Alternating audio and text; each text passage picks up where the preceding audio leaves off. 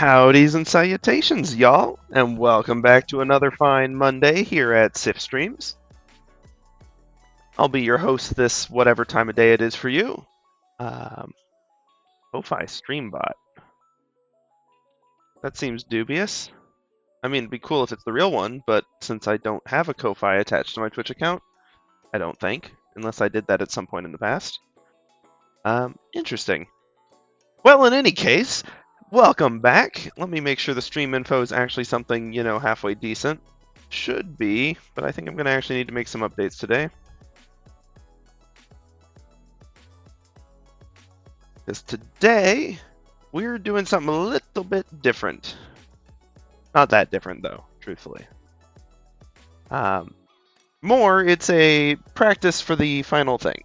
Because, as we left off last time, the two remaining steps for Miquella, if we're really looking at that illustration, and I'd like to get the line work done by the end of the month, although I'm not going to swear to it, but it'd be awful nice if I could make that happen. Yeah, it'd be real nice, because we're not running behind on it because we don't have a deadline, but we're running slower than on the last one because we spent so much time on composition. And also the first week we spent on just not much of anything, which is fine. It just wasn't necessarily what we wanted to do. Oh, right, the hair. We did leave off with a bit of hair, and the loosest sense of a braid, which I think is going to be useful for actually... Well, we'll need to tweak these to look a hair more natural. But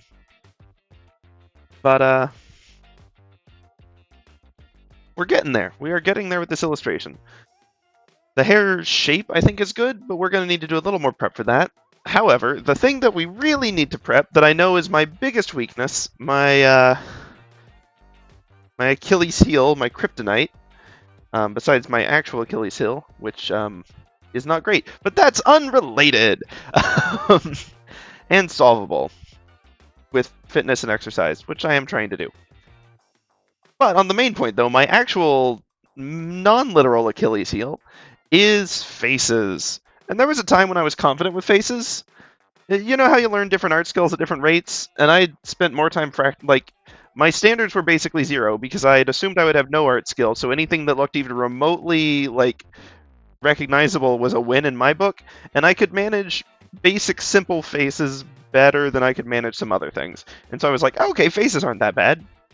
But now I've, got a couple years more practice and experience under my belt. I've gotten better at some of those other things, and while I have haphazardly done face practice, I have yet to come up with any sort of... Well, I certainly haven't come up with any sort of consistent style, but I've yet to really come up with a consistent way to make them look right. I land in Uncanny Valley an awful lot more than I'd like to. And, I mean, it's all well and good following structures and such like the Loomis method, and I probably ought to look up some different ones or get a better sense of the proportions in my head. Because trying to follow those just on a whim or haphazardly is not getting us where we need to go. Although it is getting us better than it was in the before.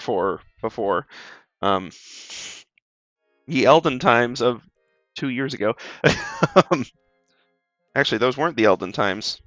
The Elden times began in February of last year when the game was released. Okay. But yes, we're back. We're going to actually be doing some face practice today rather than the Miquella illustration. So I've saved the changes we're making, and then I accidentally clicked, so we're just going to save again. We're going to close that one out for now so we don't mess with the time lapse, and we're going to do some actual face practice.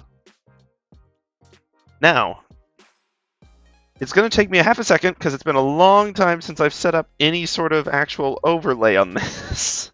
And I'm going to need to figure out a layout that works for being able to navigate stream stuff and also being able to do faces and expressions and such. Now, the other thing that has probably held back a lot of my face practice, if I'm being honest, is that I followed you see it in a lot of art tutorials, the first thing that people do when they're planning a human drawing for the experts is the posing, and gesture practice is quick and seems easy, so you should do a lot of gesture practice to get good. That was not helpful advice. From my own experience, it matches up what I finally heard from the Love Life Drawing crew. Great folks over there for tutorials and such, if you're ever looking for them. Up there with Proco in my mind. and frankly more approachable than a lot of his stuff. But it's honestly the anatomy was more useful. I needed to focus. If you're starting from 0, gesture drawing will not help you get a better looking drawing. It might help you prevent some bad habits down the line, but it will not get you stuff that looks good. It will not get you stuff that looks satisfying to you. And the odds are, without some understanding of anatomy, the gesture is actually going to be a little rough, not great as well. So when I was first learning faces and stuff, was around the same time when I was trying to do gesture and trying to do gestural faces, and they were stinking awful. Like, this was after the baseline 0 of, like, hey, I can sort of render a face using, like, a how to draw anime book and She-Ra's art style as guidelines. And then I was like, okay, I need to learn actual proportions and such. And there's some great Enviato Tuts guidance on how to do anatomy and such. And they start with gesture, but they don't spend too much time on it. And they certainly don't spend too much time on trying to capture, like, human likenesses in gesture and such. It's very simple learning to draw from what you observe rather than draw from your own mental image, which is good advice. And helpful early on as well, even for the anatomy stage. But the point is that I actually have very little face practice that has been well aimed, and so we're going to need to do some more of that. What that means as well, however, is that while most of my face practice was timed for, like, I rarely had the audacity to go for 30 seconds, but I'd be like, I still had this sense that you were supposed to time practices, and there is something to be said about quantity over quality. You want quantity where you're aware of what the quality problems are so you can improve. But pure quantity is not great. Pure quality, however, is also going to waste a lot of time and get you less practice. So there's a middle ground. But I had this sense that after the gesture stuff that, like, oh, practice should be timed. And so I just, like, obsessively timed everything and be like, okay, 5 minutes to draw a face, go. But I didn't know the structure or anything behind it. So I'm going to pull up some of my favorite reference sites and see if I can add them as window capture.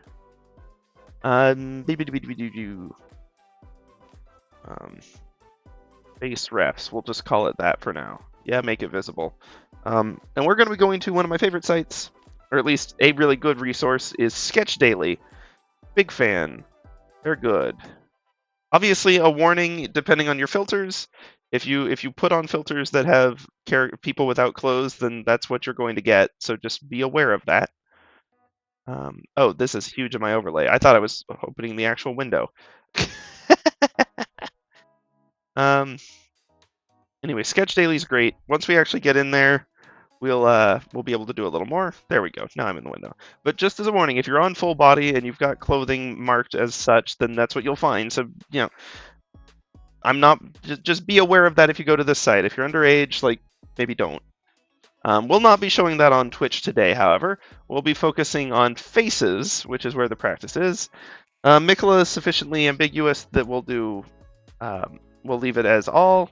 Obviously, these proportions won't be quite the same. We'll be lacking in childlike features, but it's easier to tweak a known model than it is to try to start from a blank page. And we can work with the statues features and with some of those guidelines we looked at the other day with our basic, very bad proportions. And we can go from there.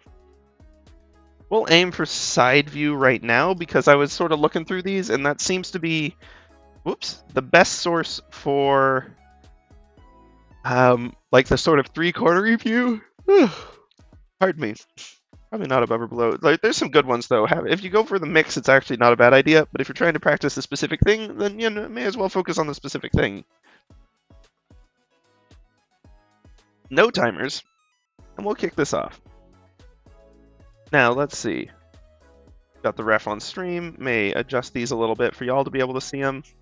You know what I ought to do is I ought to make sure the art overlay's above this.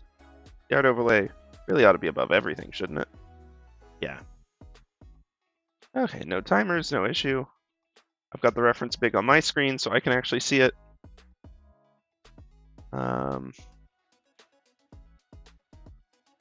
Yeah. Can't really zoom in more than I'm doing here because the way I've got it windowed now. That's okay. We can at least get rid of that weird edge. Cool. We got ourselves a face to work with. An interesting angle, no less. Not exactly the one, but this is one of the ones we had considered, and so I have no objections to it. Okay. Now here's the challenge, is that there's a part of me that's going to want to fall into old ruts and try to use the same structures I have used, and there's a part of me that's going to want to be lazy and wing it. And if this were last week, we'd have fallen into the second category, gotten a few bad results, and thrown in the towel. However, this week I have messed up my sleep schedule, and inexplicably that has given me much more energy than I had last week when I was impeccable on my sleep schedule. So I need to either figure out my circadian rhythms or something else was wrong. I haven't the foggiest, truthfully. I should not have this kind of energy right now.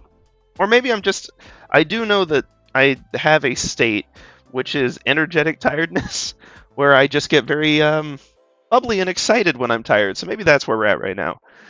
Either way, it's good for stream and good for life and feeling good. I mean, it's probably not good for like longevity if you run yourself ragged like that, but one day should be fine. And I'll try to get better sleep tomorrow. I mean, hey, I had a friend I hadn't seen too much of in a while who I got to chat with yesterday, so you can't get mad at me for staying up a little late to hang out with someone. Not like that, anyway. It's good to maintain relationships and hang out with people. See how they're doing. And make terrible, terrible memes. Jackbox is fun, but my group has a long-standing tradition of ending every game night we do with TKO, which is very fun and stinking chaotic as all get out. And it's great because even the people with art skills love it, because you can do fun art and like really skilled art. It actually is not the worst tool that Jackbox has. So there's good options there. And the people without art skills love it because the art gets distributed around to everyone, so you still have a good shot at winning if you're clever with captions or you get good drawings or a combination of the two. A pretty mediocre drawing with a good caption can go a lot further than a great drawing with a caption that just says toast. Unless the drawing is in some way a good pun on toast, in which case, man, you might sweep. You never really know with that game. It's stinking all over the place. It's a good time, though. Okay. But I will apologize for the yawns, despite the fact that I feel very energetic. I suspect my body secretly isn't. Wow, I'm sticking doing finger guns at a computer screen now. I really am. I must be in loopy mode. That's fine. Okay. There we go. I've got the reference decently big on my screen now. And so we will come in here and maybe we try two different approaches to this. I don't think either approach is going to get us anything that's spectacular, but we can sort of get a baseline for these different approaches. Step one is let's do the Proco head. Well, I mean, it's the Loomis head, but I learned it through Proco, and Proco's done his tweaks, and you know. We can probably do a 4-point, though. Yeah. Probably do even more precise than that, but this will be our start. And the rule is start with a circle, because from no matter what angle, you can construct this out of a circle. And don't do my stinking... Let's remember the rule. Practicing it a few times fast means you get better at circles, and you get better circles. Doing it slow and trying to patch it gets garbage almost all the time. Sometimes it doesn't, but almost always. Full vector eraser works. Not a perfect circle, but it's a pretty good circle. Wonder if I could do the old other pencil trick and the tilt sensitivity would pick that up. Yeah, it doesn't really have the angle for that. Oh well. Yeah, I know the old art rule is you're supposed to hold the pencil like under your thumb or whatever, and I still haven't gotten a grip for that doesn't feel stinking awful, and doesn't, you know, straight up not work with my tablet, so I hold it like a stinking number 2 pencil you would at school. The reason for that grip is to keep you loose on it so you're not all tied up on it with marks, which is, I'm aware, still a flaw that I have, but something that posture and setup has improved significantly, so I'm not too worried about prioritizing bringing that to the next tier until other art skills are good enough that it actually makes a noticeable difference, you know? It's sort of like when you're playing one of those games where there's like a science tree, and like, yeah, you can focus on one skill, but at some point it's going to take a lot of time and have minimal payoff compared to having just built up the proper skills in the beginning, and then it wouldn't have been that bad. Beelining the end of the tree without getting all the support in industry and such rarely goes well. Okay, other thing I'm going to do, I'm going to actually use the old hold up your pencil to the image that you're working with to gauge the tilt of it, because I know for a fact that I have gotten worse, or perhaps was never good, and my standards have just gotten better, but I always get the tilt of heads wrong. Part of it is getting lost in the detail phase, so we'll have to keep an eye out for that later. But part of it, like this one, is my brain is saying, oh, I know that that person at a front view is tilting their head pretty far. So, you know, something like this. But that's not correct. The actual tilt from the angle we're seeing it is almost vertical. And I wouldn't have caught that without my pencil for context. Only tilted like 15 degrees. Maybe slightly more than, well, okay. Slightly more, but not a ton. Off of the central vertical axis. There we go. Good enough. And that will help us keep this somewhat more relevant to the actual angle we're seeing it at, rather than the old angle that your brain wants to try to interpret it at. Because we're very good at interpreting faces. That's sort of an important skill at being human throughout most of history, is figuring out how to interpret faces. What this means, however, is that your brain really, really wants to take over for this face, and I am not good at telling it to stop. Okay. Second thing, I know there's a little more construction that should actually be happening here. Like trimming off a part of the circle on both sides. Parallel to the center line, though, which is a key aspect here. Because it's really easy to just trim off random segments. And I mean, you know, this is for like a ideal construction. I understand that human faces are not, in fact, all perfect like mannequin heads. Some people are going to have like a wider cranium or what have you, but it's still not going to be crazy exaggerated unless you're actually cartooning it. And well, if you are cartooning it, then you're probably moved a few stages of actual practice with real life beyond what I'm doing here. So, okay. That should still, however, if we're talking about a perfect crosswise axis on that, and knowing that these axes are going to curve around it, but also knowing that we're actually slightly under the viewer. Well, are we? Yeah, no, the curvature is going to be something like that. I mean, both of these are. Okay, let's think about it. Realize that one side is still taller than the other. And we'll start with that, because it's still not that much of a height difference between the left and right, even though, once again, my brain wants there to be. Wants there to be a huge height difference, but there's not. The face is, in fact, not tilted crazy far.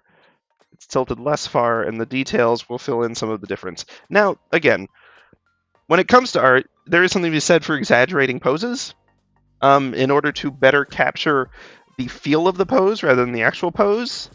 And that's something that gesture does help with once you've got a little bit of basic anatomy under your belt to be able to do it. However, I also know that for this particular thing, we're not trying to send a message with the pose or perfectly capture the mood. We are trying to get as close to an actual representation of this as we can get, because we're doing this for practice. So that's what I'm going to be prioritizing. Second thing with this arc, rather than just guessing at the arc, which is something I've been doing a lot of lately, let's actually stink and think about it for a second. All right, knowing... By the way, if you're not familiar with the Loomis heads, there's a ton of guides and online tutorials on how to do it. I am literally just following that process. So, like, this is not my ingenious, like, understanding of how this works. I promise you I'm not that clever. I do know these curves ought to heckin' match, though. And once again, I'm just scratching away at it, rather than putting any... I mean, there is thought, but it's just like, oh, that scratch was off, try again. Maybe a little higher this time, maybe a little lower. An iteration is a good means of design, but it is a bad means of line quality for what we're trying to do. It's got its place. Everything's got its place. Okay. These parts should theoretically be roughly equal. They're clearly not. I think that's actually needing to tone down the curvature on this lower one. That should be decent. Not perfect, but decent. And then we should continue at one equal distance further down this. And then knowing that that's going to curve upwards towards the center rather than continuing off the top. And so rather than what you usually see when I'm doing my art, which is circle, try to gauge where the face should be, throw away the circle later because it's not that important, and then like punch in where the eyes go, kind of get a cheek going down, realize it looks odd, redo it, ear, head, and like, yeah, it's recognizable as a person. And it's actually better than some of the other ones I've done, but it's still clearly not actually proportional. This looks like a stinking insane caricature of someone. I don't stinking know. Give him a haircut. Really long haircut, why not? Shoulders. Anyway, this is not really relevant to the matter at hand. Let's just put that away.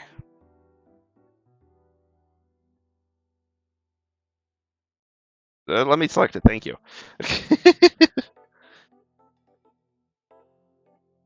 Oop, okay. But this is me trying to actually heckin' construct it according to the proper process. We'll see if it goes any better or not. I make no promises. And then lastly, parallel to the angle of the head, top to bottom of this, should be where this lines up, should be where that ultimately connects a little bit off screen. This, since we've trimmed it, should also actually be more flat. It shouldn't be all the way out. Likewise with this one. The whole point of trimming it is to not get those exaggerated curves in there. And we can get rid of that excess line too. Okay. So going off of memory, that's what this gets us, which isn't great. But it'll do for this. Next up, I can tell that's a little off the center of the axis. We're actually going to be able to see under the chin. This is a very interesting pose. And can you imagine if I'd been trying to do all this in 5 minutes? You know I would have rushed every single step of this. Even if I'm not expecting good results from this first one, it's still better to like get it in here and try to like actually have a shot at good results. All right, I'll deal with that one in a sec because it should technically be a thing connecting over there, but then there's weird curvature because we're under it. Okay. Shirt looks like it's roughly 1 chin length down on that side. There's a, we'll have better landmarks later, but there's this kind of a fluffy-ish shirt. Looks like slightly fuzzy, maybe. I don't know.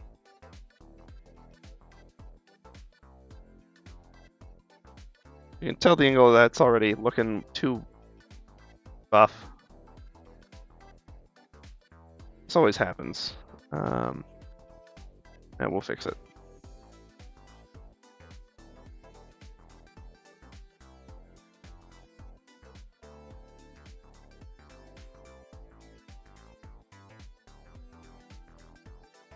Let's see. Sorry, I like drawing fabric folds. I'm getting distracted.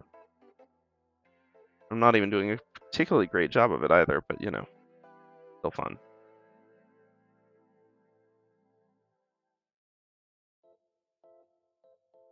Let's see.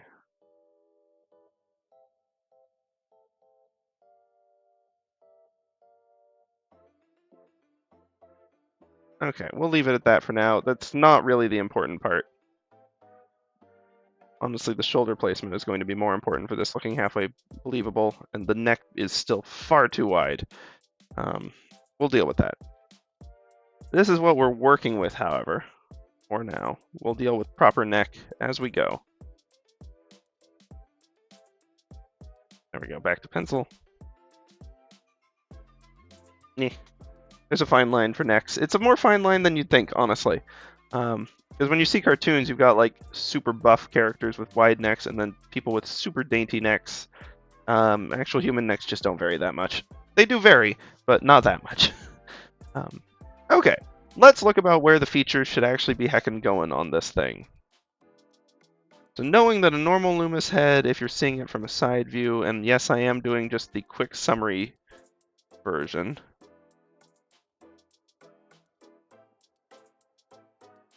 1, 2, 3. Then there's the fourth one down, which kind of comes and does that. And then there's this backside, which I never can seem to construct correctly. Something to figure out one of these days.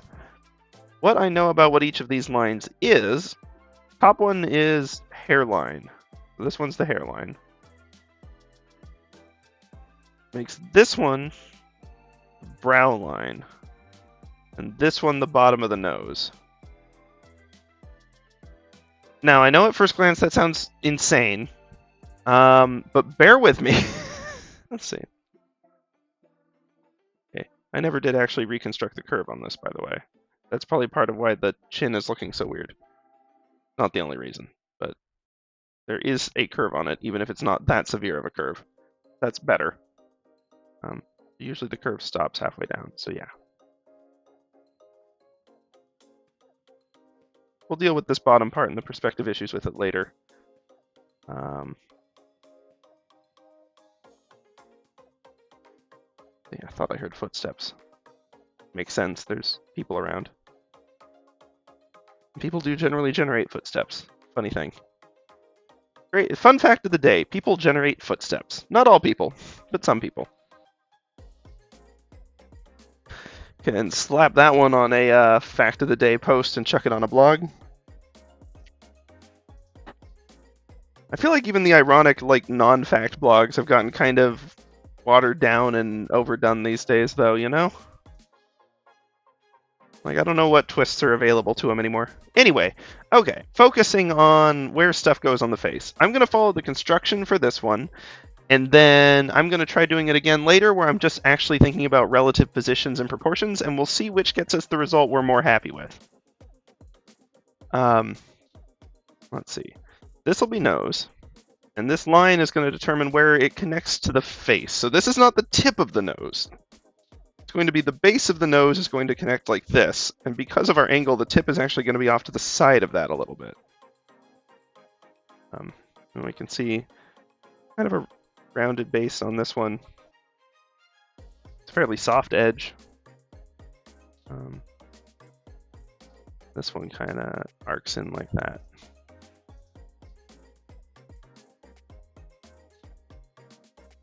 I like starting with the nose. For whatever reason, I find it's a decent reference point for a lot of the other stuff.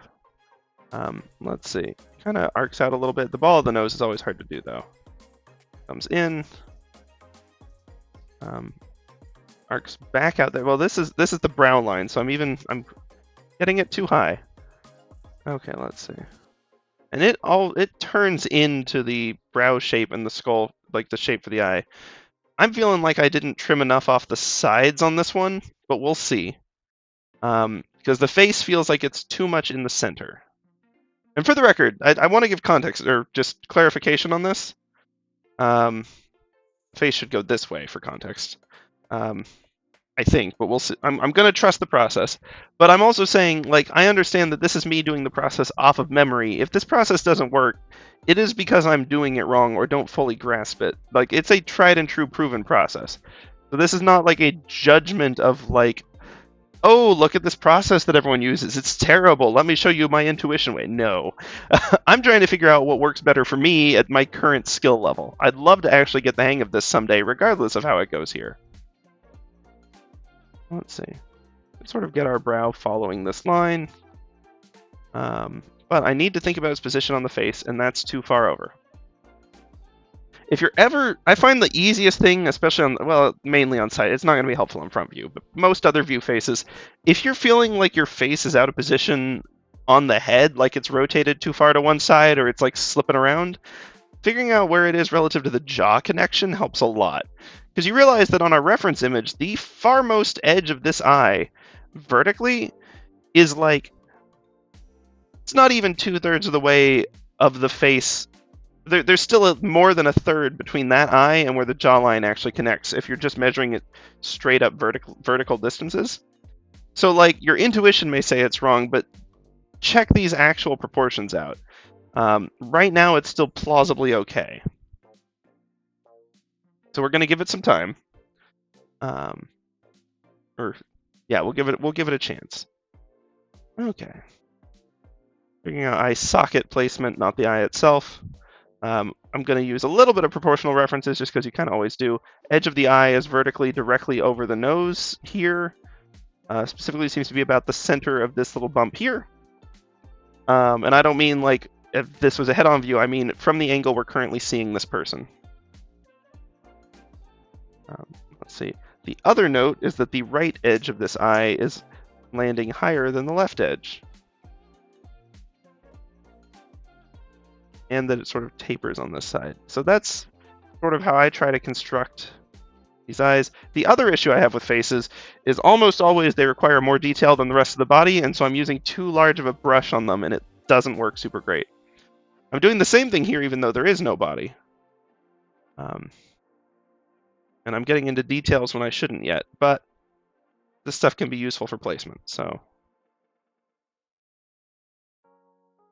I shouldn't color this in. That's going to muddle things. I do like having the eye glimmer there, though. It helps. Let's see, we can get a little bit of the eyelid. I've tried looking up, like, because if you look, the people's eye shape, like, the shape of the eye changes a lot depending on the angle you're looking at it, just because of the nature of being an orb inset into another orb, and then, like, a weird indent in that orb as it is. And so, like, side view eyes look very, very, very different from front view eyes, which, for the record, don't look like that. They look more like that. But even then, even with the angle variance, like, people's eyes just look, people have very different eye shapes. And I have looked for guides if there's any sort of patterns, and the best stuff I can find is, like, really stinking dubious cosmetology advice on, like, plastic surgery eye shape options they offer. The same with noses.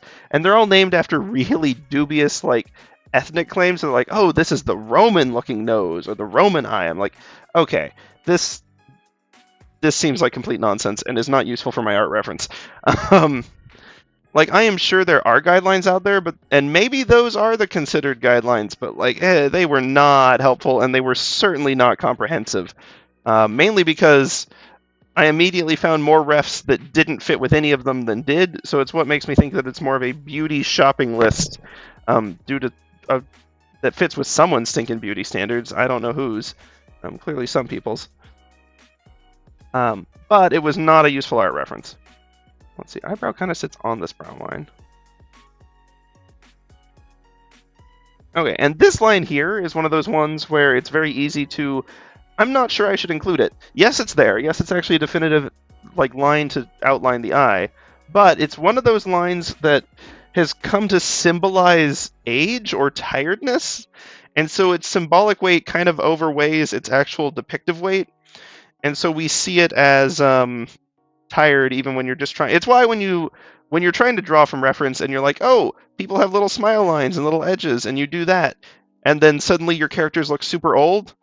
It's because those lines, without other details, just look like symbols to represent age. You need, like, the taper of the face and the skin and all sorts of other stuff. And stuff that is hard to depict with a single line, especially when you're just beginning. And so it's easy to accidentally stumble into those symbols. Oh, interesting. I may have made that eye and the subsequent brow too high, which is very possible because even looking at the point of the eye, it should be lower and slightly further to the right than the point of this nose. Like, the main eye is fine, but this gauge here and the main eye should still be down a little more, I think. Because look where this one lands. I realize our nose is a little too tall anyway, but it's still in the bridge of this nose. And even then, it only comes out 50% of the eye is above the nose, like the point of the nose, and 50% of it isn't. So it really shouldn't come out any further than that. Which means the edge of our face is indeed much too far away. Or one of our other proportions are off, but, you know, if you can get everything working relative to the other things, at some point it'll all add up. If you got one bad proportion and you decide to rework the whole drawing to fit it, then, like, fine. You do you. It'll still get you to the right answer eventually. It's just going to be more work. Okay, and that is definitely a more symbolic eye than necessarily realistic one. Oh yeah, brow directly on the brow line makes more sense. But also brow above the eye and only extending slightly further than the eyelashes. So maybe like, so I'm thinking like here. Okay, no. Let's undo some of this brown nonsense. Getting into scratchy line territory.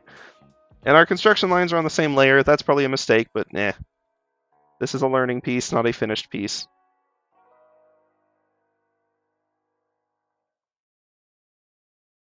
There we go. Still doing it too far over. Like here. It extends only a fraction beyond the eye, and it curves a little bit down with it. Okay. So this one will need to adjust, and the edge of the face, I mean, it's showing me that I think I've got a lot of proportions off. And the nose already looks too low relative to it. Even if we make the eye considerably bigger, it will solve some but not all of the problems. And it will make additional problems. So this is what I mean. Like, I don't have the right eye for proportions to make this construction method work. I don't know what it is I do wrong. I don't have the expertise to identify where my error is. The kind of thing where it would actually be beneficial to go to one of those things where they like critique your art. But right now, it's not my priority, except in the means of this Miquella illustration. Okay. And so this is definitely going to be getting away from the construction a little bit as we get more out there. Mouse generally in the top 2/3 of this section. Like it should land about here, but obviously mouths are fairly big. Actually, mouth goes about to pupil in width, if you're curious. I don't remember where I learned that, but it is pretty consistently accurate.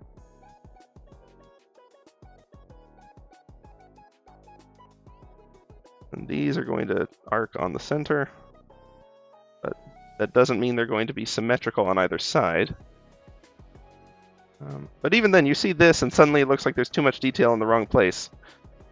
I was thinking including these lines, technically more accurate, and maybe we'll include it when we have more details, but it ends up muddying things up.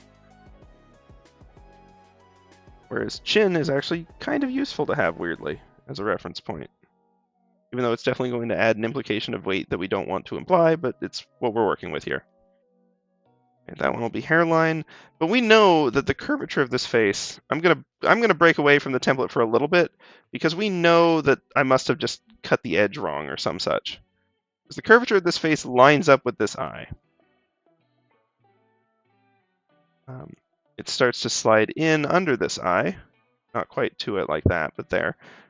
And then the point of the nose is the point where we start to get the cheek coming out.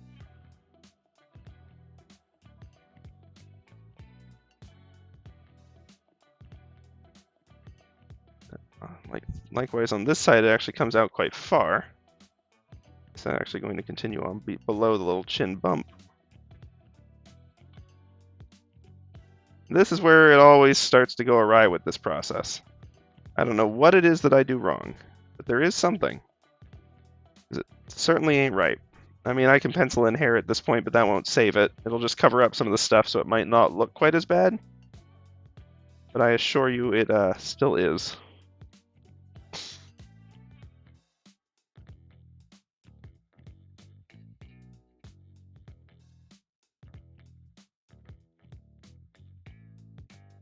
Part of it may be, I mean, but I can't have made the circle too small because everything else was supposed to be proportional to the circle.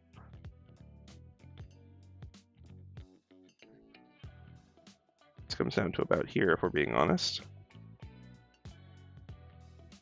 Sort of a twirl in. There's even one hair that goes in front of the eye. Probably not worth illustrating because it's small, but it is intriguing. I'm just doing the hair in little subsections here, just so we have some example placeholder hair.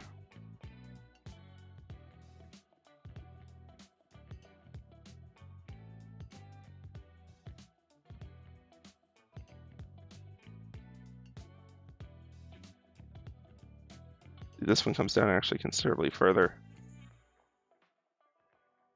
Arc over. And sure enough, the ear alignment doesn't really work out either. Although it's not too far off. But yeah, like, I don't know what it is, but I cannot seem to get good results with this one. This method. Of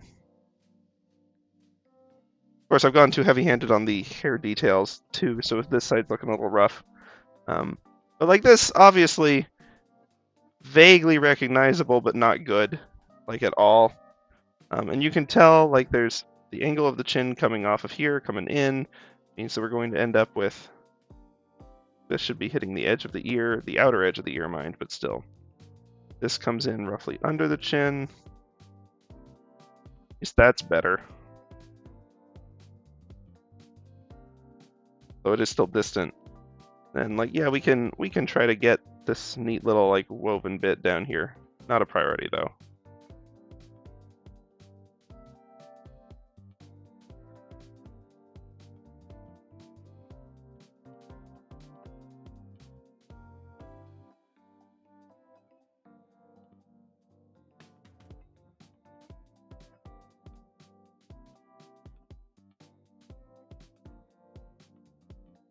There we go.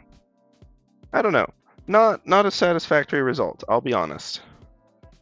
So what I want to do instead here, same image, same illustration. Let's see. Drink some water, sort out my thoughts, like you do. And focus more on just drawing stuff proportional to where other stuff appears to be. Once again, not where it actually is in a 3D model, but where it appears, all relative positions on this. I'm going to use the same pen, same strokes, all of that. And I'm just going to start from the nose. Like, this is not the recommended way of constructing a head. I'm going to start trying to hold my pen a little more straight, though. I think the wider lines from it were not doing us any favors. Let's see. So I can tell that this crook, where it starts to come in, is vertically directly above the bottom of this particular, like, I don't know the name of it, between the nostrils. I'm sure I've heard the name of it before. I can look at the negative space to try to get a decent idea of the shape of this nostril, but I also need to be aware of its proportions and where it lands. Main thing being that I know it's got a little arc down there, and that the point on the top, quote-unquote top, is actually like directly out from that. This seems to correspond both, and you can always check back against previous things, like the ball of the nose, relative position to this starting, like vertically, the edge of this loop seems right, and vertically it's directly over this, so that's good. And we try to match the curvature of the line, and I am absolutely just scratching it in because I'm sort of finding where the line needs to go as I go. Not ideal, I acknowledge, but sort of where we're at. Again, these things end up with more detail than they're worth this early in the game. That's fine. Okay, vertically, does this arc... This is a big alignment, like figuring out relative proportions thing that I just run into it a lot, not specifically with the nose, but just in general, is what is the furthest either up, down, left, or right that an arc gets? So in this case, does the furthest left that this little nostril arc gets... I know that the down is a little bit further below than this one, although not much. But does it get further left than the ball of the nose? The answer is only barely. So we keep that part as subtle as we can. Maybe we keep this just as it is an edge for this, and a defining shape for this nostril, which vertically only comes down to about where this is, but has a little more of a triangle to it, I'll acknowledge. Means that I probably need to think about the angle that this actually sits at. I'm scratching over it a bunch of times and feeling it out like that is probably not helpful. Okay. So we have a nose. And actually, it proportionally already feels slightly better than the other one. Okay. Thinking about mouth. And just measuring everything in relative to proportions. So I'm going to try to say, okay. This nostril height is about, although that nostril wasn't the one I'm the most happy with, so let's, if you're using relative proportions, try to use the ones that, I mean, try to get them all right, of course, but failing that, use the ones you're more confident with as your references, rather than any that are shaky. Just, that way you're not building shaky on shaky. Confident can still steer you wrong, but, like, better odds. Like, I know that this mouse should be about double down from where this lands, but I also know that this particular edge is the one I'm the least confident on. This one seems to be somewhat similar, somewhat width, and it's about this same length down. But yeah, okay, they're lining up about right. That's good. Every time you measure something from 2 different points and it lines up, that is a good day. So we know that these are sort of the peaks of the lips here. Width-wise, once again, this one, it may go down like 2 or 3 lengths of this, but but in its vertical position, it does not go past the ball of the nose. It's very much on this side. And I think that's even possibly too much vertical, because it's competing with this in amount of height, and it really shouldn't. So I'm going to cut it off here. We're going to arc it up. It's going to reach its apex underneath this point. Going to curve down very slightly. Okay, now let's figure out this other edge before we go any further. Starting here, we know that this is going to land, and again, I'm not talking about where it lands like on the actual contour of the face. I'm talking about literally like, okay, one of them is vertically here, one of them is vertically more over here. Where is it? Like, even if it's the mouth doing this, I'm trying to measure it relative to objective positions. Obviously, sizes of things and positions of things are relative to the subjective where the other things are. But if I'm measuring distances, it's helpful to say, okay, this is exactly this far to the right. I'm noticing that this should probably come up or arc a little more over, but not the point right now. We'll get to it. And that it is less than 1 nostril's length over more where this point ends. I also need to check the vertical position, because its vertical ends below this one but above here. So it is still, we're going to end up with something like this that meets all 4 of those criteria. And we're going to arc this in, kind of a nice S curve. We're going to remove these alignment lines.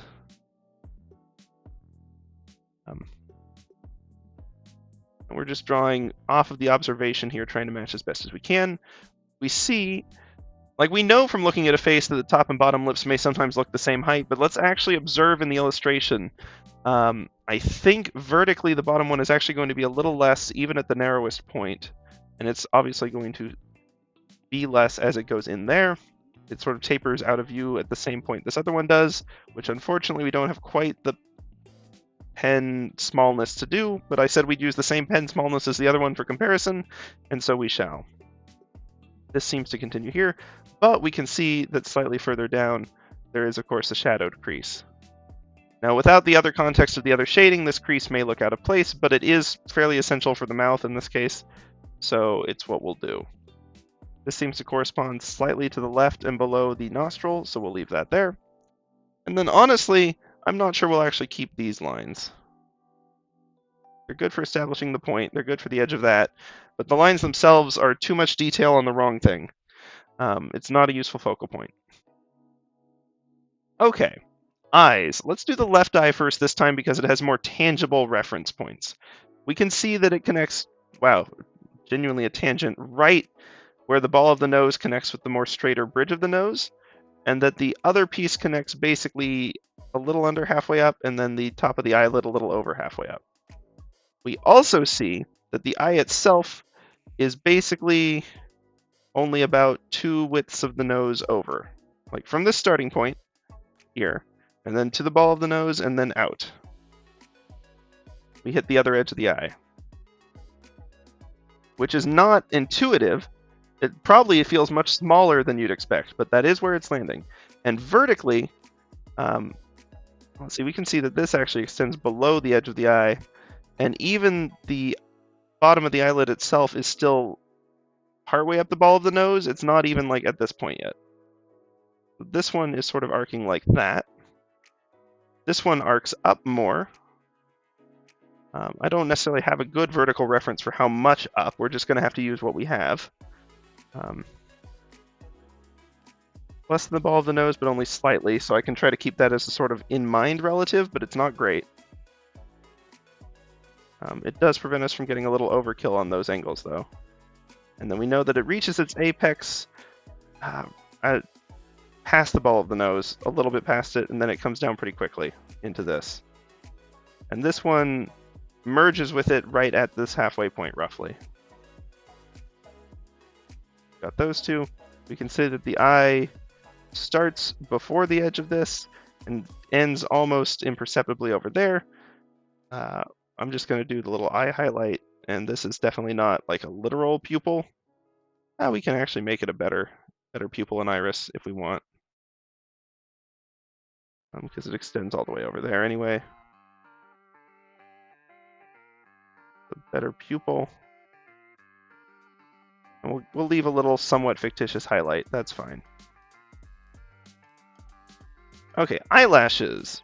Not a critical detail, but while we're here, let's try it. Starts down here, only comes out about the same distance as this or less, this downward amount, so we can use that as a reference, and they continue their same curvature up to about here. They kind of arc back down like that, so we'll keep the same curves, but arcing down. Not great, it's too much detail on that spot, truthfully, but it's what we got. Next up, the brow. You can see that what edge of the brow starts right above the iris. We didn't use that as a reference last time, and it definitely hurt us. It sort of reaches its peak right over here on the other side of the iris, so pretty quick, and then it kind of tapers off only a tiny bit past the edge of the eye. So it's fairly small, truthfully. And we can use all of these points now to get a good idea for starting the outline of the face. It goes up just slightly less than the length of the eyebrow before it hits that hair, so we'll leave that. We're tracking that angle, making sure that it's reasonable, because it starts to curve in roughly level with the top here, and it ends up curving in until it's about, once again, if this had been twice as long, it would hit it, so that's sort of our point. And then we can see that coming out of the ball of the nose, very, very faintly, we can see the cheek. Now, the cheek doesn't extend further than this point here, but it does start its arc downward more, and it ends that arc downward vertically still to the left of the ball of the nose, and slightly above where it would make the face.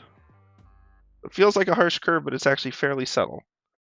We'll have to figure out the second part of it in a minute, because it's helpful to start with things that are nearby references.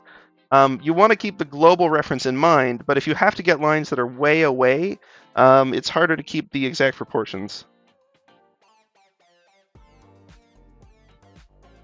And already, does this look like a good face? Not really, but it does look more believable than this face. That said, we'll see if it captures the angle better or not. I don't know how I'm so bad with the Loomis heads. I've practiced them a fair bit, and I've occasionally gotten good results in a sketchbook. But actually, you know what? The point where they break down is usually when I'm trying to apply them to an actual human. Like when I'm doing a new creation, I'm just using a Loomis head to draw up like trying to do a character design or something. It's not bad. When I'm trying to draw a person using the Loomis head, I never apply it right. So that may be where the issue lies. Okay, first off, let's figure out the other eye. Useful since it's actually fairly central in the face, weirdly, at this angle. It's just the way three-quarter poses work, especially this funky one. Let's see. One edge of it. Sorry, just gotta check something real quick. Yep, all good, all good. Cool. Okay, one edge of the eye, specifically the bottom left edge here, comes to a point, so it's easier to find points relative to things. It starts slightly to the right of this, and it starts slightly above that. So we're going to put that about here. We can see width-wise that it's, once again, a little under the width of this nostril. We're zoomed in more, so it feels bigger. Just be aware of that. If you zoom out, you can lose your sort of internal reference points. But we know that it gets about less than that distance. It goes up. How much up does it go? From the left point to the right point, it is a notable amount, but it is not more than one of these is tall. It's a little less. So we'll just keep it like that. This part is still arced upwards, even though it has leveled off a bit. The second one, once again, we've got a slight in. It comes up, But vertically, it's about level with the top of that other eyebrow or a little below it. Actually, it is like more like the middle of that eyebrow. So that's what we're going to aim for. It reaches its apex directly above this. Figuring out the apex of the curve is helpful. And then it kind of is a soft angle in over here. We can see a little more of the white of the eye on this side. And on this one, it's coming in about halfway through that. We still see more of the white of the eye overall. Let's see. We once again have our glint. We have our little pupil. And then we have an iris. Pupil looks too small on this one compared to what we've done over here. We'll have to fix that. But that's a style thing because I didn't have a good eye on that side. Terrible puns. You're welcome. Okay. This sort of has an arc out, but our pen is kind of too big to really show it well. What we can get, however, the eyelashes, once again, seeing that trying to keep the size of them in sync with the other ones. Remembering that if it's closer or further, the size might not literally be the same. So just be wary of what you use as a reference point. And it comes out about this far. It doesn't really get further than that. Got the eyeshadow on both eyes. We can try to darken those lines a little bit just to sort of imply that. Fine with that. Second eyebrow. Okay, this one starts further. I'm going to find the vertical position first, actually. It's a little above where the iris line is. Not the iris line, I'm sorry, the eyelid line. Got this. It vertically is already taller than the other one, but the end sort of points to it, so you could say it's like going to be along there. How many? But it's less than an iris length. Actually, it's probably only a tiny bit less than an iris length from above, so that's probably fine. Vertically, it starts to the left of the, like here. We'll have our curve there. It sort of starts to arc up and shrink as we get right above the pupil. This part stays the same, just arcing upwards. And then this one comes over only about to the length of the edge of the eye. It does actually continue a little further, I believe, but not much and not noticeably. Okay. We've got the curve on the bottom of this slightly off. I made it too straight. What it should do is more like that. Okay.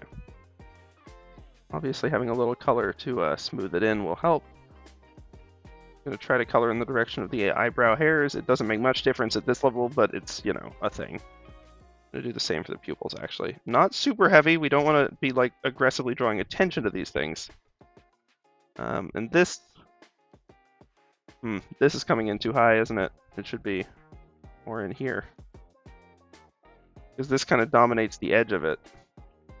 Doesn't really get below that line. And let's have another go at this edge. I thought the mouth looked a tad off. This did need to be a little longer.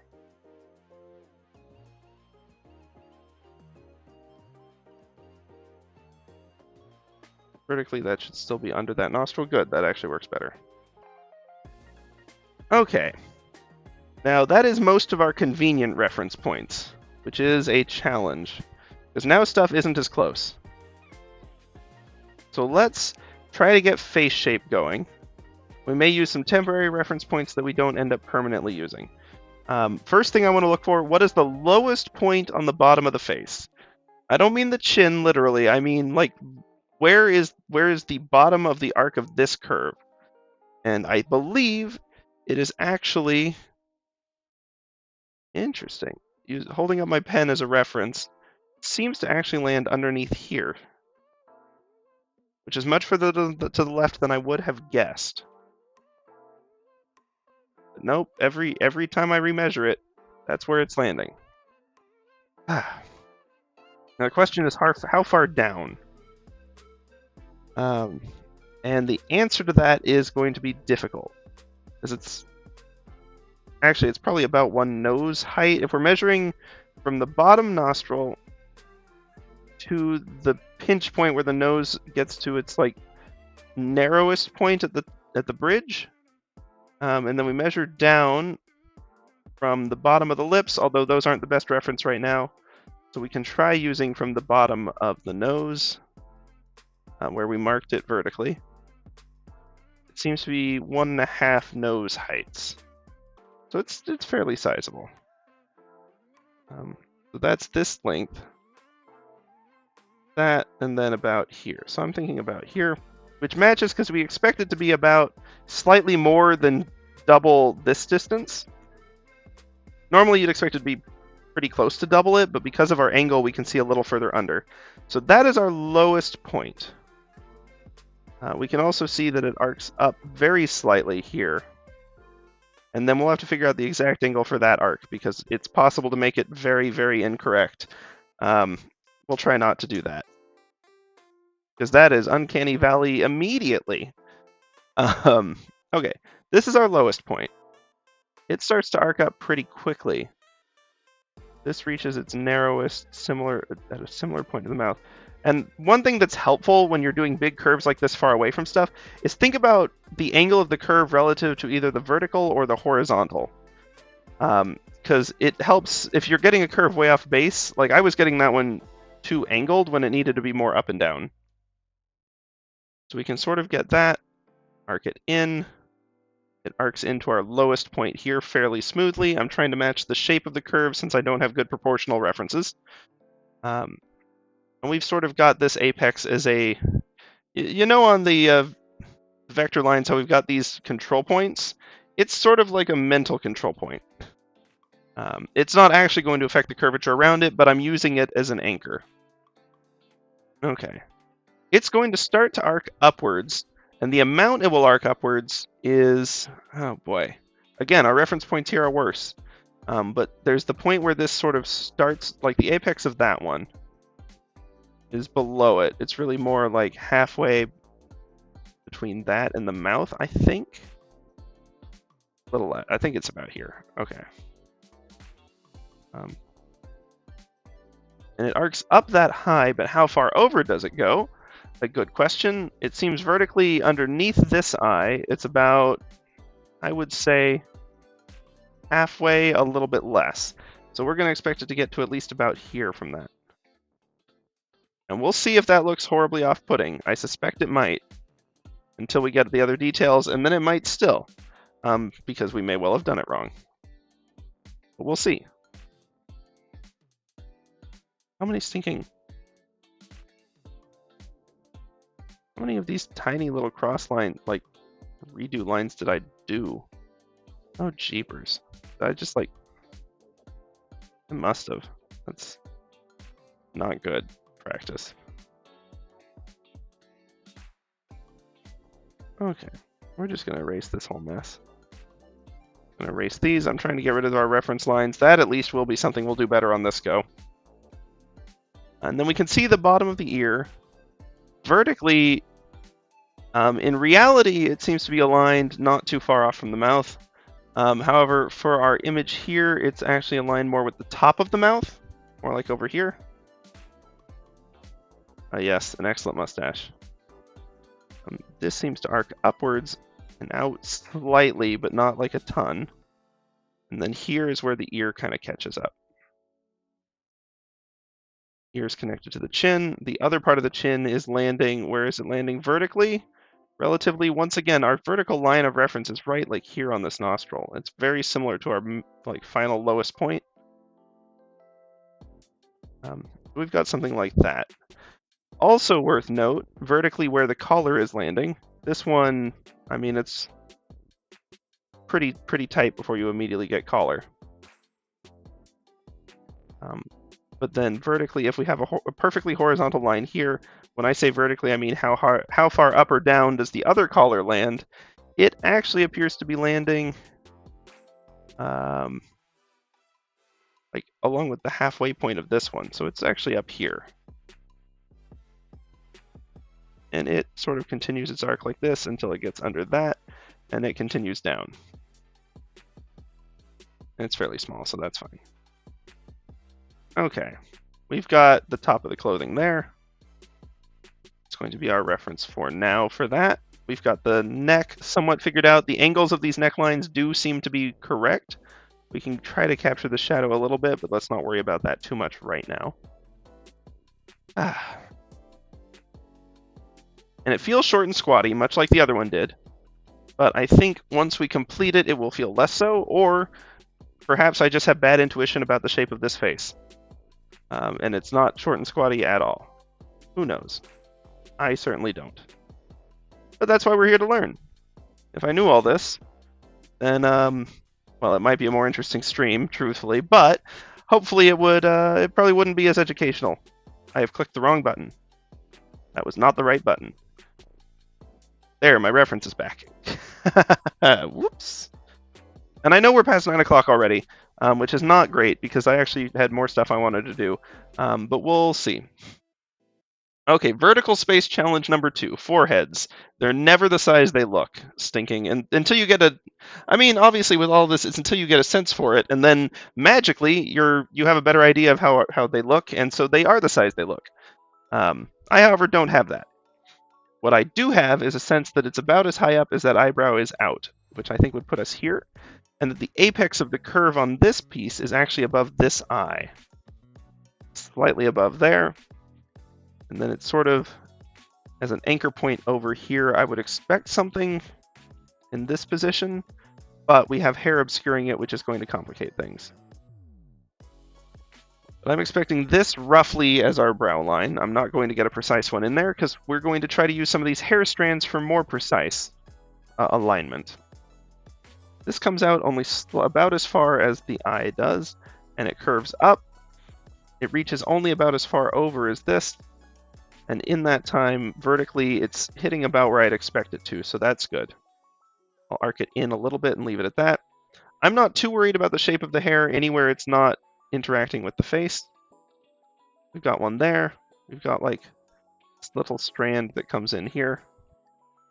And then we've got another one that seems about 2/3 the way out. I'm definitely going to be more freeform with the hair than I am with the face proportions. The hair is not as critical right now, except for where we're using it for alignment, of course. Okay, this one lands vertically, I would say right where the iris and the white of the eye meet. A little more further to the left than our initial. And it is not a symmetrical arc to that one. It's not going to do that. No way. It's going to arc out early, landing really about where the apex of this curve starts turning in. It will immediately get circumvented by another one that is vertically over the edge of the eye, so really more over here, and arcs all the way down to even have strands that are in the way. Find that a little bit. We've still got the shape of the hairline coming through. This one has a mirror curve. How far over is it is a fair question. Slightly less than one iris, but I'd still give it more than I had. And it's going to arc symmetrically, like you can draw a nice line between these 2 points. It's going to end up about the same height as the bottom of the eye. So we can include this line if we want. Include this line if we want. We'll see. I feel like they add a nice bit of depth and help show the roundness of the eye, which we didn't have enough detail doing. By the way, I'm aware that these eyes are not quite the right shape and size. Part of it is this, and part of it is that, you know, eyeballing proportions has flaws. This is not the magic method either. This is, in fact, the method most people try to get away from. Okay. First off, quick quiz. How are we doing relative to the chin? Because if we're not landing where we expect, then it's a sign the chin is too far over to the right. If we are, then it's a sign that maybe the chin really is fine, and I don't know why it looks so weird to me. We got the bottom of the ear here. We can see that we've got a hair that sort of curls right up into it. It goes over ear width, and in fact, I'd say about double chin width pretty quickly. But vertically, I would expect this part of it to be level with the top of the nostril, so it's a little too high. I'd expect a curve more like that. I've gone over it like 20 times. I've got to stop doing that. Now we can try to use the shape of it to gauge the proportions of the other bits, knowing that this is also going to land there, slightly too high still. There we go. Let's do a little cleanup here. That should be better. Okay, so there's that one. There's this one that arcs over, and then there's between them this one strand, which does seem to add up fairly well relative to those two. Now what I'm going to do for the rest of the hair, I may add some curl in, but mainly I'm going to just focus on proportional points for the silhouette. This one, pretty much right above that nostril eyebrow point. It's a good center line for this piece, honestly. We'll say it's about there. This arcs over this one, and it seems to come down slightly past the edge of the face before it really goes more vertical. Arcing to the right even, before arcing back in and up. Probably didn't need to follow that whole hair, because I'm going to sort of loosey-goosey eyeball the rest of these, just so they've got something of a reference here. Vertically, this one's slightly above the eye. Good, that's still roughly where I'd expect it to be. This is landing point of the nose. Nope, we need to come down a little further first. It arcs out, and it's sort of an oblong arc, and it arcs back in roughly at the cheek. Okay, that's not bad. Although the angle of the oblong should be more like this, so like that. I'm just saying stuff at this point, and while it makes sense to me, I'm sure it isn't like 100% intuitive to everybody. So like, give me a shout, or post in the comments if you're not watching this live, and I'll see if I can explain it, or what the heck I was thinking, or maybe it'll make no sense to me at that point either. In which case, I'm sorry to you, future viewer and future me. This one comes up higher than this one, even though we know that the odds are these are actually like symmetrical above the head or similar-ish, and your brain is going to want to say that they're level. This is higher, both because of the tilt of the head and because hair isn't always actually all that symmetrical. Now I happen to know that we can see that it's arc relative to these ones in here. You can see it sort of arcs up. You can see that there's another arc that sort of cuts this one off and arcs up into the edge of this. But that's getting away from our silhouette. What we really want, this one vertical above that, which I should smooth out a little bit because it's as a spike, it looks kind of silly. Kind of smooths. Got some loose strands, but generally speaking, the edge on this side is actually fairly simple and flat until we're getting to it arcs out slightly here, curls back in. We can see that underneath the ear, which is, for the record, obscured here, so we've only got not much in the way of earlobe visible or earring. But we can also see that there's these other ones that are sort of curling out and up, and that they're going to align not quite as far out as this is, so that's going to be more here. There's a little bit of vertical that comes into about halfway. Actually, it comes in a little lower, truthfully. And by vertical, I meant horizontal. I just said the wrong word there. And then we've got the shape of this braid as its orb in here. Vertically, that's landing about where I'd expect on the neck, blocking off that other one. Let's see, we've got very distinctive shapes on this, actually.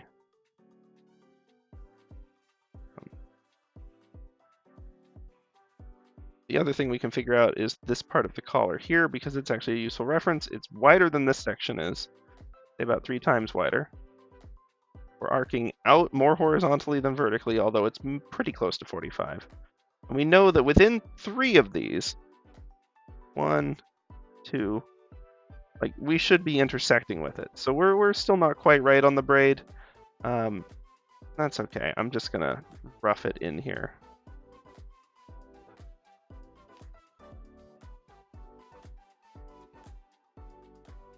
Part where they've actually got it tied off always looks a little awkward.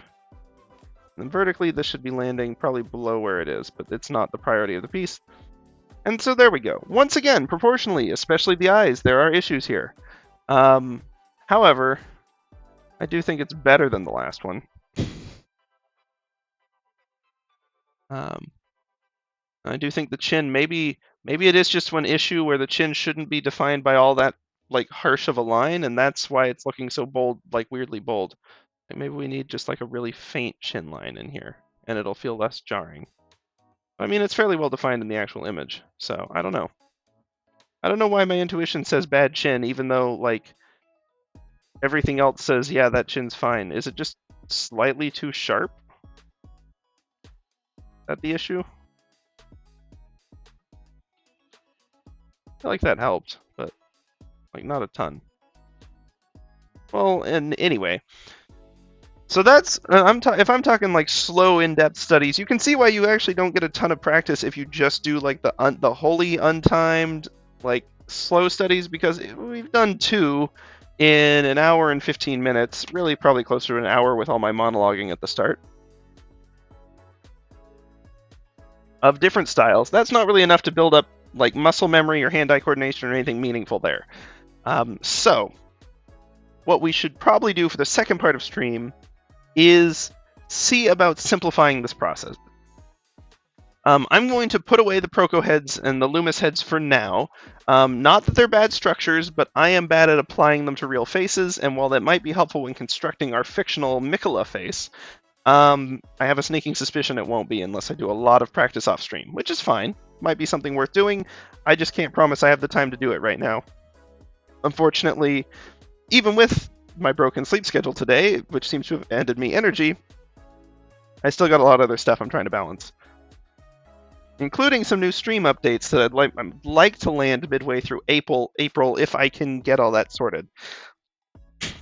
But we'll see. In lieu of that, I'm going to take a quick moment to look at the eyes and see if we can do a little bit to it to figure out what's off, because it's always worth studying what goes wrong too. And it's possible that it's just the lack of bone structure on here, because this isn't actually the eyelid. Bone structure. But it's also a size thing. Like, honestly, this is probably like a little too big. Now seeing it proportional to everything else, I think that one actually needs to come in more like that. And of course, it's also a pupil size thing, because this pupil is big and cartoony. Oh, that's going to cause some lag. Okay. That's not quite right.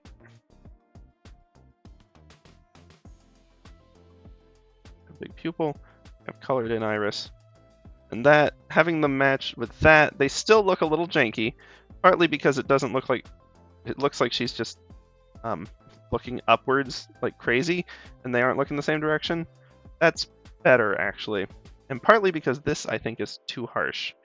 I do agree that it has that arc, but I may have overdone it a little bit with it. Part of it's also just there's a lack of detail I can get into the corners with the pen of this size. But I think that's better, actually. Even though the arc of the curve on the pupil... Oh, okay. I think that needs to be more down, too. It looked like it was arcing too much up. While scratching over it a bunch of times with the pencil isn't the right fix, it's... Yeah, that helped. Okay. We'll bring the top down a little bit, too. Because vertically, the top of this one should be landing, well, pupil height, so that's about right. Alright, well, we're going to leave it at that for now. When we come back, which we will come back, I'm going to try doing some timed ones. Not a harsh timer, but a timer. And we will go from there. So don't forget to take y'all a stand up, stretch your legs a little bit, use the restroom if you need to, and we will be back in just a couple minutes. I'll see y'all on the flip side.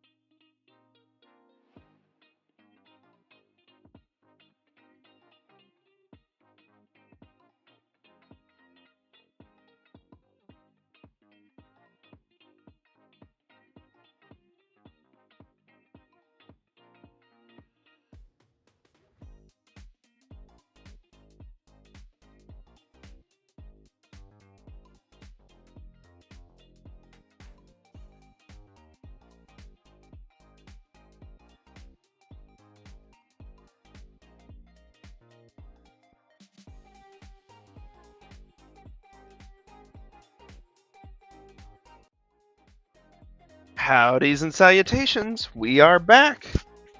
You know, it's funny how much your current mood affects your likelihood to slip into a different mood. What I mean by that is, all last week I was just stinking miserable. I felt bad. I had, like, on and off headaches. I had no stinking focus or energy for anything. And so every little obstacle just seemed like, ugh, another one. Like, ugh, the toilet paper ran out. Ugh, we're out of soap. I whacked my arm on the door because I was tired and annoyed while I was going to get the soap. And then, like, when you're in a good mood, you can see the same markers that put you in such a foul mood and just be like, oh, yeah, nope, I got it. Got the soap, got the toilet paper refilled. I prepped in advance, and so we've already got toilet paper ready under the sink. Easy swap. And, like, suddenly it turns into a little win where you're like, I got a thing done. My good mood is even better now. When it's the same stinking problem. It's crazy. It's crazy how much mood affects future mood. And how much you can trick yourself by choosing to respond as though you're in the other mood. It's like they say, smile until you're happy and fake it till you make it. That's real true with emotions. Like, it's crazy. Like, if you just act chipper, like, oh, the toilet paper's out, let's go refill it, even when you're in a bad mood, which is, don't get me wrong, hard to do. But it'll put you in a better mood. Meanwhile, if you're in a great mood and then you're like, oh, but the toilet paper's out, crud, rats, darn, and you're not saying it sarcastically like that, it can lead you to worsen mood. But then all sorts of other stuff messes with mood, like sleep and food and sickness, and whether or not you accidentally inflicted a series of headaches on yourself because you didn't realize that your headband was too tight. You know, stuff like that. I feel so betrayed by headbands. They're so fun to wear, and they look so good, in my opinion. Granted, don't trust my fashion sense. Definitely don't do that. But, like, oh, the stinking, why would you hurt me? I thought you were my friend, headband. So yeah, I need to find a better solution.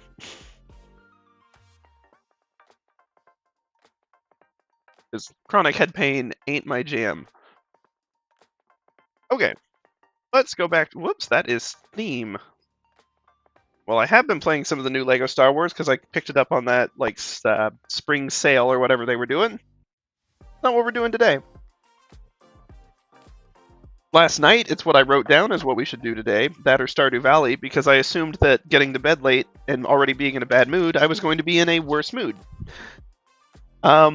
So yeah, this was not the stream I had expected until about 2 hours ago when I was like, huh, I actually have energy. I had energy through my whole workday. I'll admit, I wasn't the most focused or productive, but I got stuff done. I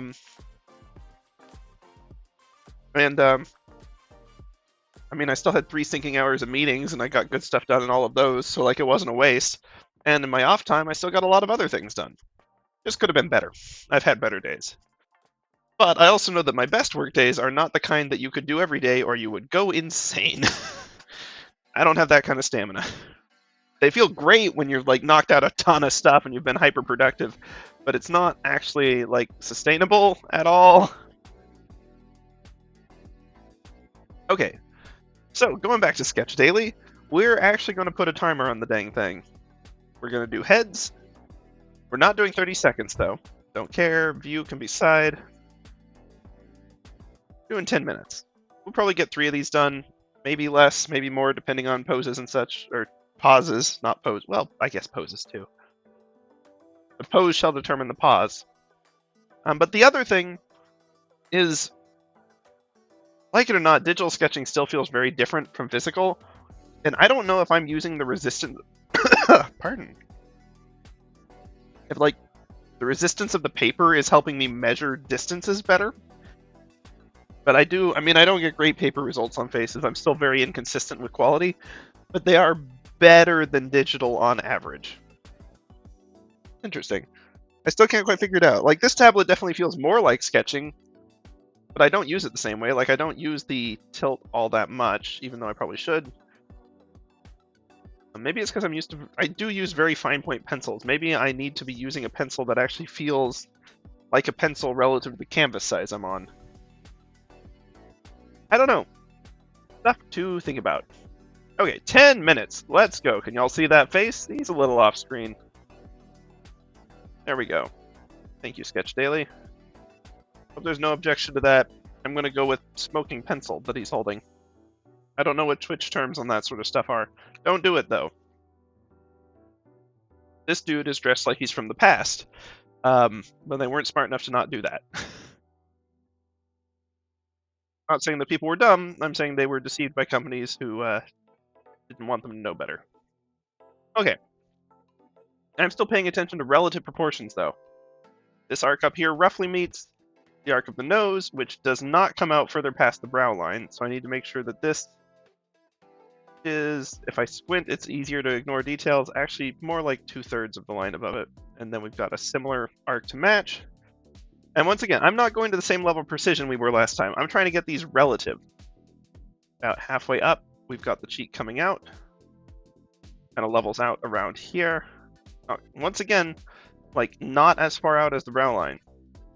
It's going to be more like this. But it comes down considerably further.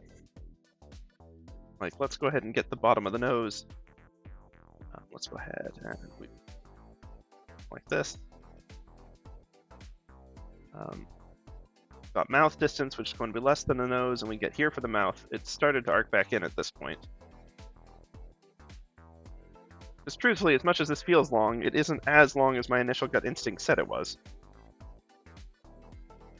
Go ahead and just get this arc coming in for now. We'll deal with the eye that belongs in that darkness in a second.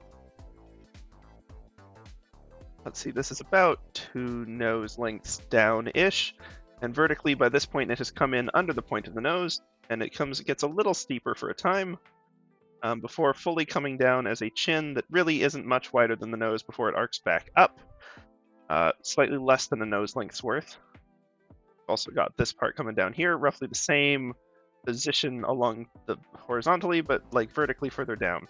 A little bit of an Adam's apple of some such. About halfway on that arc, this is going to start arcing more down. It's going to come down more in this bit than this whole section has from here to get here. Bottom of the chin itself should be a little more flat. Okay, cool.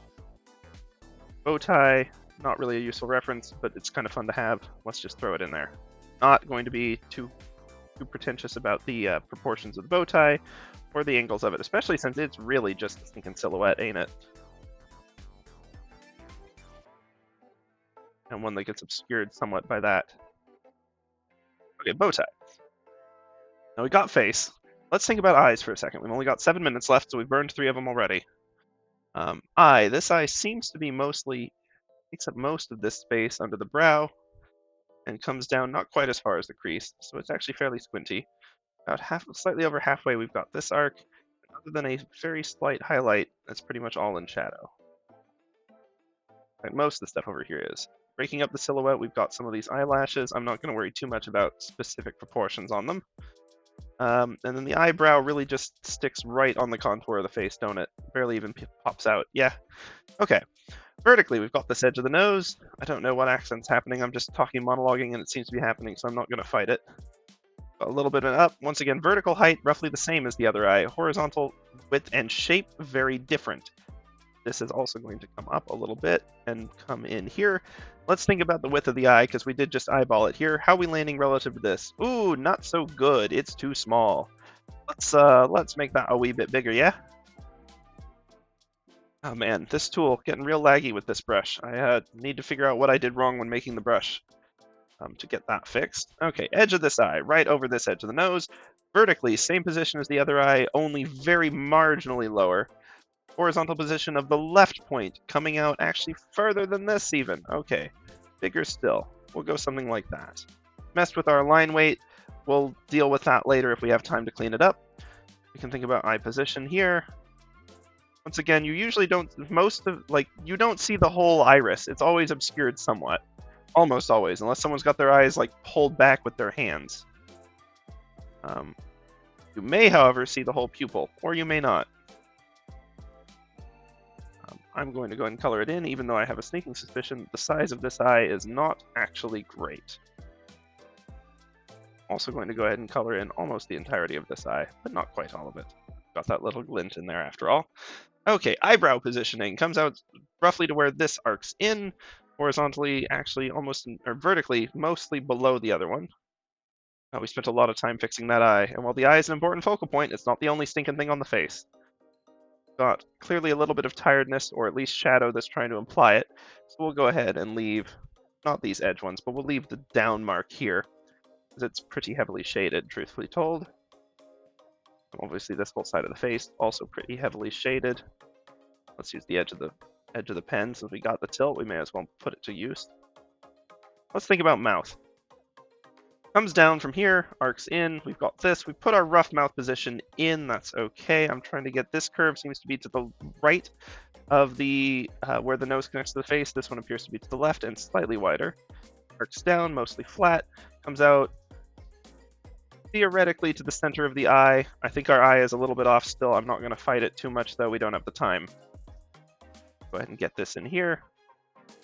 Got this. It's definitely going to bias its way more towards the top. Going to vanish off into the shadows. That said, it still matters the shape of this, which seems to be way too curved on the top and way too big on the bottom. Subtle curves, yeah. And the bottom, more pursed than this. Because you can see this edge of the pen that we've got going here, and the darkness on this side of the face.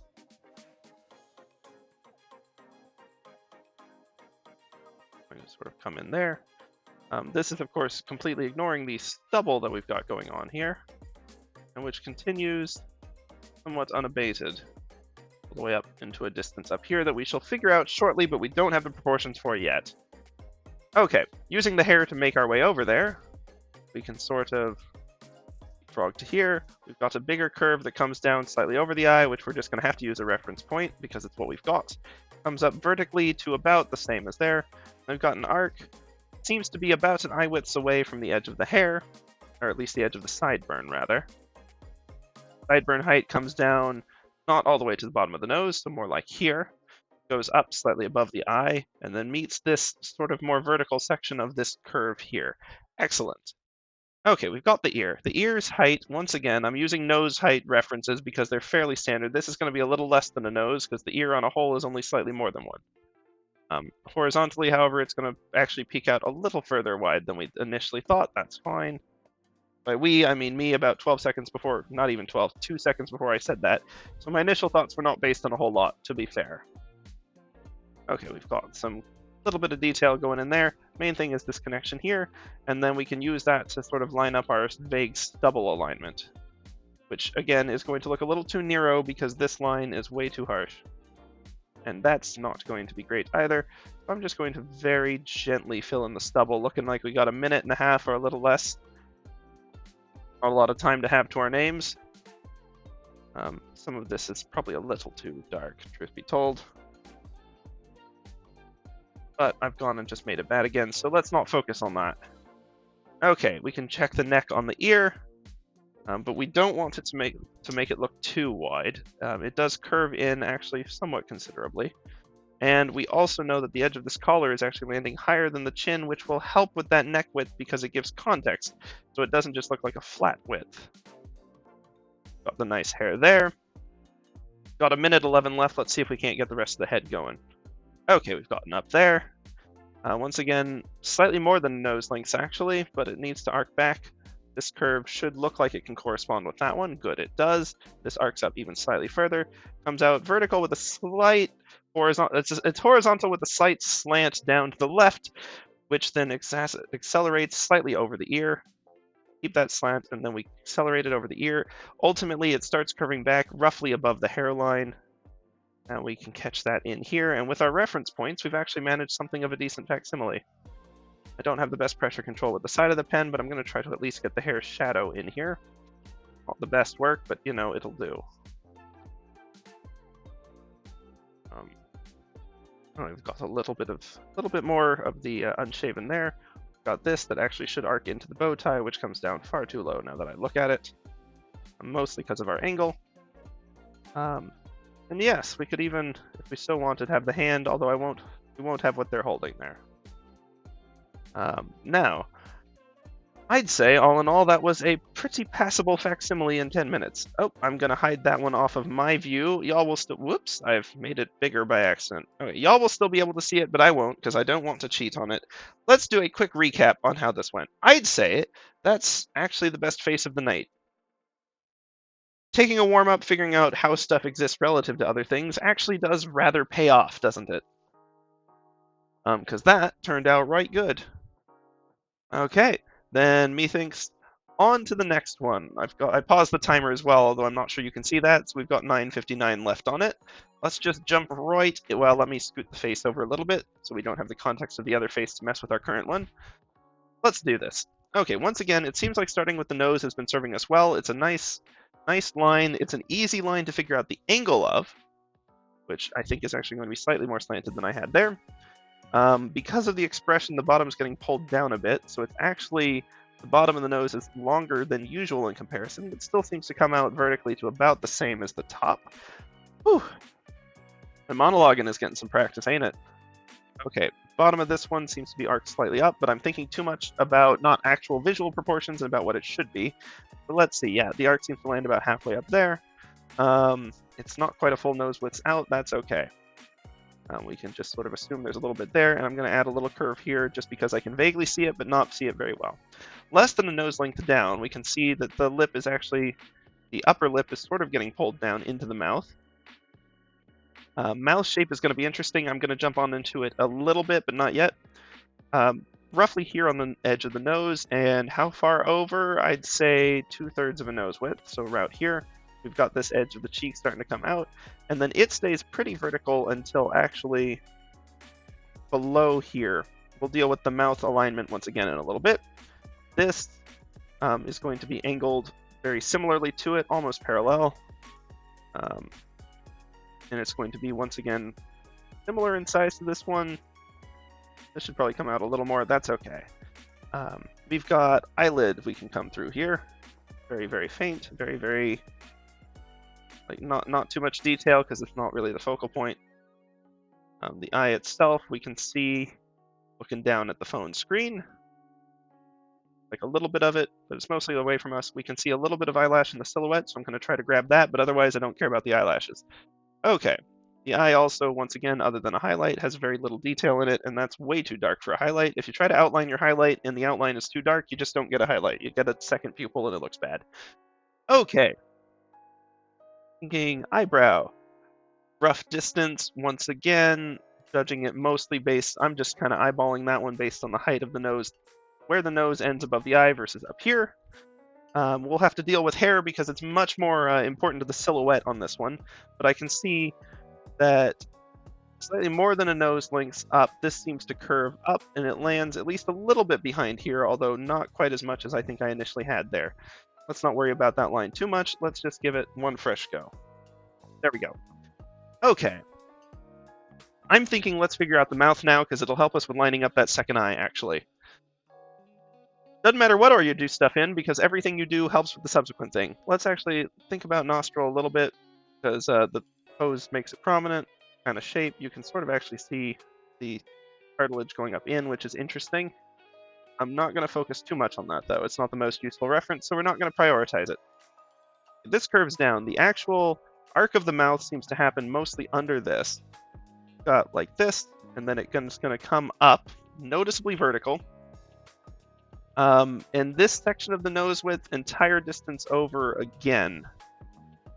In fact, this section of the nose width, entire distance over again. So we're going to be up there. Vertically, it's closed slightly less distance than that. I'd say only about 1/3 of the way up to the nose height. By nose, I'm meaning this corner of it in this case. And then it kind of arcs back down. We'll just give it a gentle arc down. Something like that. Looks almost cartoony. That works well. It'll be an interesting one. Second part of this arcs down once again, and it seems to pull more further back. In fact, it's making me realize that this probably should have arced more backwards. And then this would arc down. So that's probably going to affect some proportions a little bit. Think about that. Because this has more of a tilt this way. than this one, which is kind of just vertically down. And it's going to be slightly more, but not a ton more. This will connect in roughly at the halfway point, so that's coming out good. Let's see, we've got a little bit of shadow there, but I don't want it to look like age, which it will accidentally do. Once again, one of those symbolic lines that's carrying too much weight as a symbol to be useful to actually draw it right now. And once again, I'm thinking we're going to get this not too square of a chin, mind, and ultimately it's going to end up about, well, hold on, we need the other part of the mouth first, because this actually, mouth does actually kind of arc down over there. Okay, and assuming that whole width, basically that much and change again to get over here. And vertically, it's going to get not quite to the height of the mouth, but awful close before it sort of arcs up and to the left outwards, above even nose height before we hit the ear.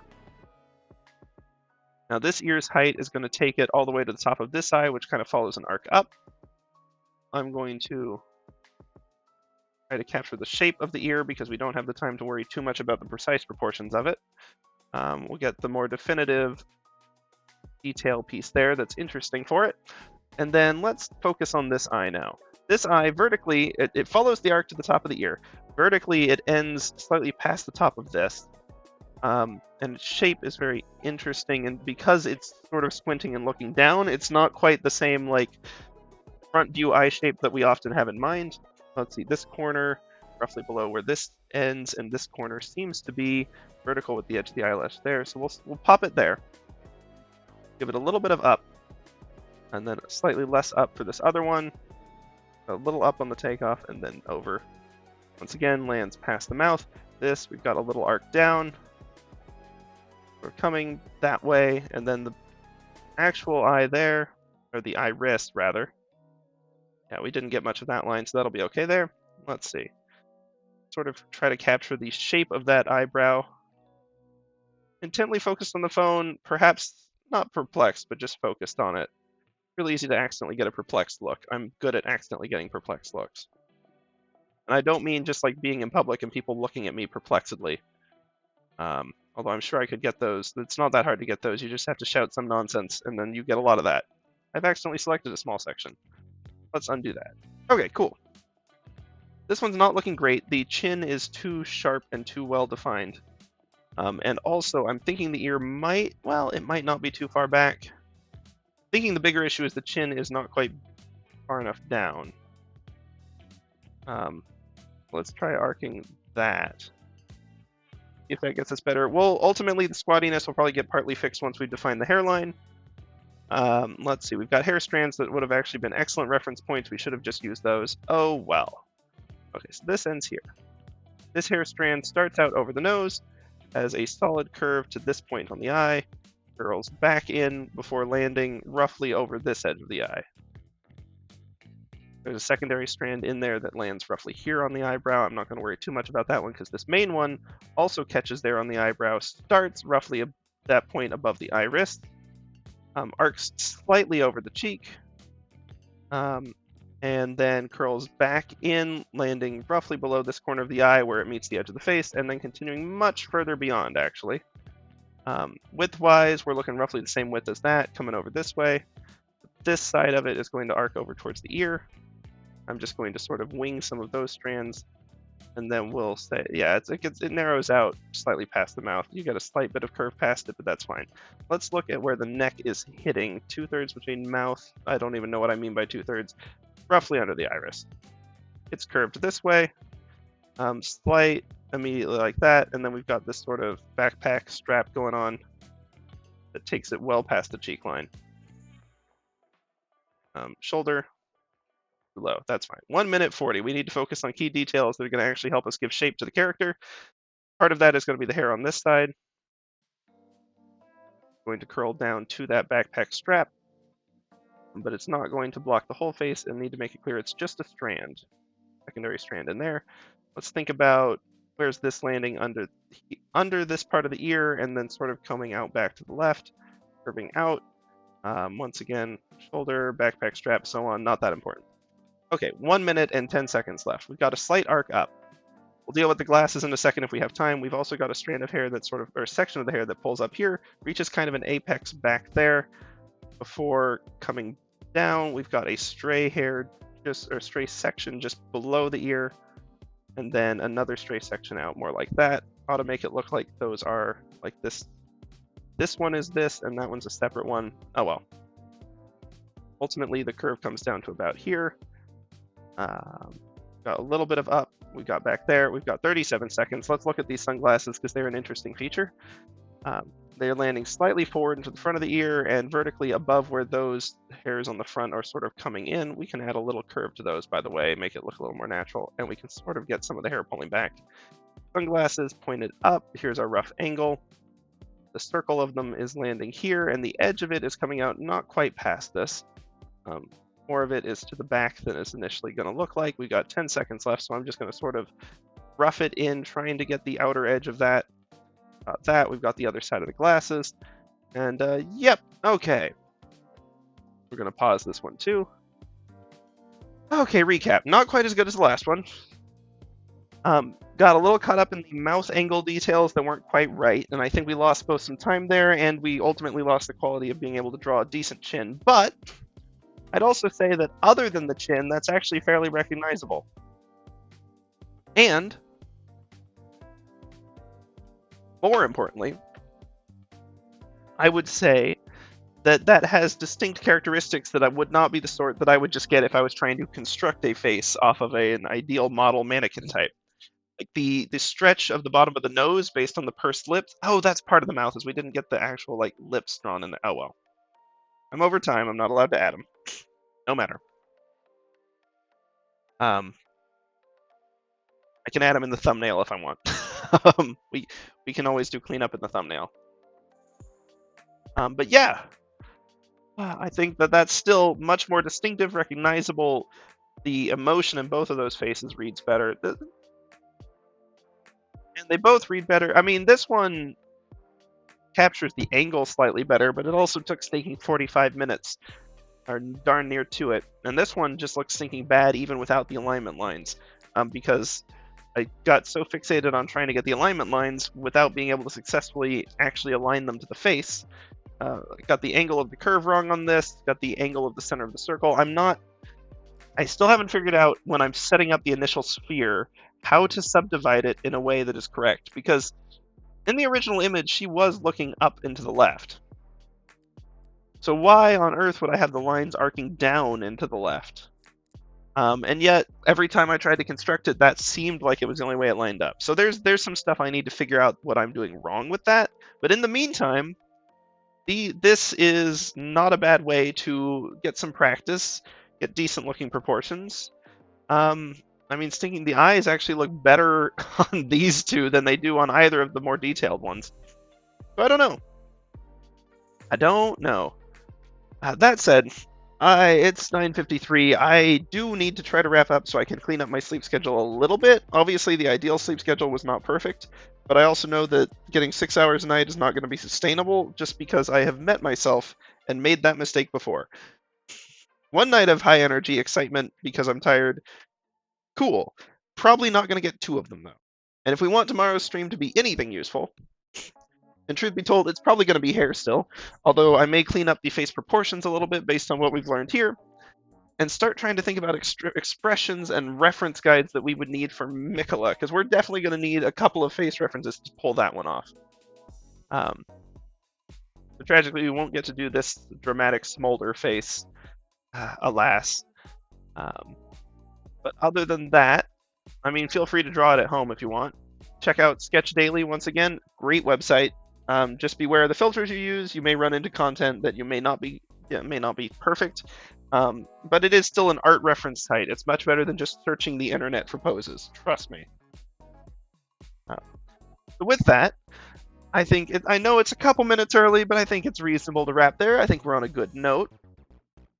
Sure, it wasn't exactly the Miquella illustration, but I think that we're already going to be in a better place for that illustration just because of the little bit of practice we did today. Recent. I think we'll be able to get a more accurate pose. We'll be able to actually think up an expression that would fit this, and we'll definitely be able to get the hair alignment and silhouette to make more stinking sense with the direction that Miquella is looking. Now, I understand that in the end of this, the angle of this is still going to be wrong. No matter what, I sacrificed actual alignment for composition.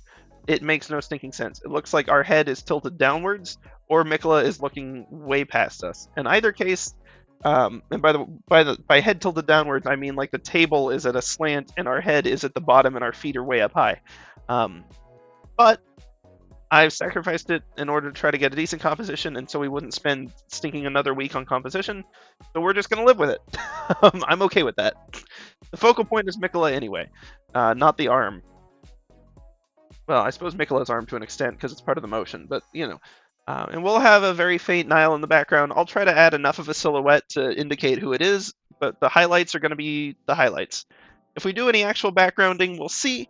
If we do, it's going to be stone bricks, and I'm going to just try to align them compositionally to not distract, or do a small enough amount of detail and lighting and shadow on them that it's not a big deal. So that's sort of the plan for the next ones, although obviously pending energy levels and other time commitments. Thursday should be fine, unless we have a stinking crazy weather or something, or I get sick or whatnot. Tomorrow, obviously, we'll just see energy level, but you know, otherwise we'll be wrapping up for the night. Why are you speaking to me at Roman numerals?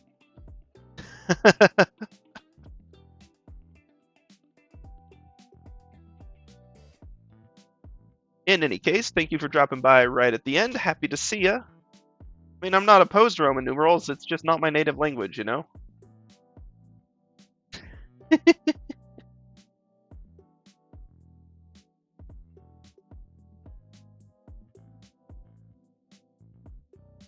Good night. If you're trying to make a lost meme, you didn't quite nail it, but I don't think that's what you're doing because you have the wrong number of columns in this third one. In any case, have a good night. Thank you for dropping by Complex Fishing Scheme and your very trustworthy links. And I look forward to seeing y'all in the next one. So until then, have a good morning, afternoon, evening, night, whatever y'all do.